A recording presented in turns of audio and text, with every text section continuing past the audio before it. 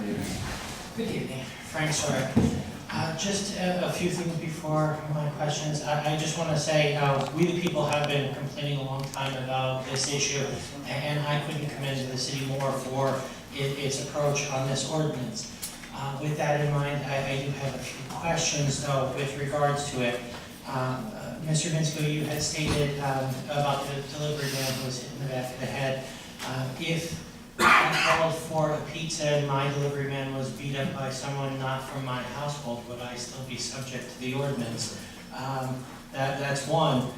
Also, the ordinance says, and I may be interpreting it wrong, so hopefully you can shed some light on this. Page 3, last paragraph. An occupant or owner has implied or actual knowledge of drug activity.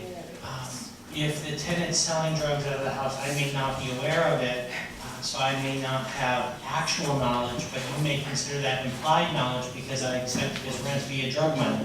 So I'm not sure what that means. Also, if I'm reading the ordinance right, I cannot rent to anybody who's ever been convicted of drug trafficking. So in a scenario, an 18-year-old is convicted of drug trafficking, goes to prison, gets rehabilitated some 20, 30 years later, wants to rent one of my properties. He cannot under the current ordinance, am I correct? No, I'll go through it. Oh, okay. That's, like I said, just some of them.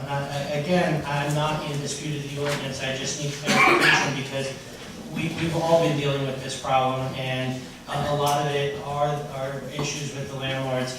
I also believe one great idea some of our neighboring cities have, and we might want to employ it here, is allowing our police officers to be cross-trained as code enforcement officers. They're our first line of defense. They're called into some of the situations. You know, Mr. Barry, you've been a police chief, and Mr. George. Our police officers are called into domestic disputes where they walk into homes and they see these code violations, but I don't know if our police force has the ability to cite for code violations. Allowing that to happen, I believe, would allow for them to maybe shut the house down right there as well. So those are just some of the questions that I have. Okay. First thing is the issue with the pizza delivery situation.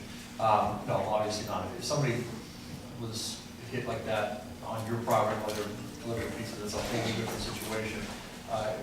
The purpose of me stating that was we want to rid that type of crime in the area. But no, you would not be shut down for that. That's the part where you're not actually condoning that type of activity. The implied versus actual knowledge, let me just give you a specific example rather than just trying to outline it, is that, and we've seen the situation, somebody gets busted for, very that heroin possession in the property, and there's a drug bust at the property. Landlord comes back and rents to that person's brother, and that person who was busted comes back in and lives there. Now there's imputed knowledge that there's a situation. And these are the types of factors that are going to be used by our police department. They're going to know what the situation is. You know that the same cars are the same individuals there, but the lease is different. And that's not the intent of the ordinance. But it's only going to help landlords like you that are trying to rent it to decent people that are trying to make a wage and live in our city. The trafficking issue, we're not trying to penalize people. That's the next post facto law that's not even legal under the Constitution. But the idea is that if you are going to live there in a peaceful manner and abide by the rules, you're able to live there. The issue is that the unit itself would be shut down.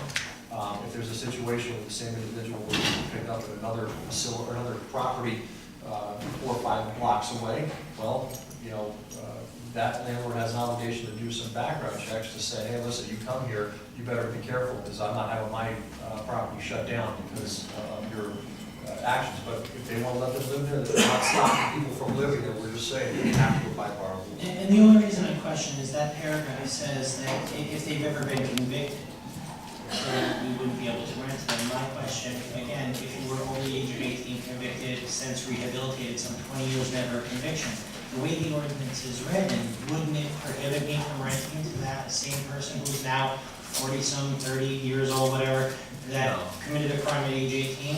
Right, I understand what you're saying, but no, it wouldn't. The idea is the intent behind the ordinance is convicted in relationship to that specific incident only.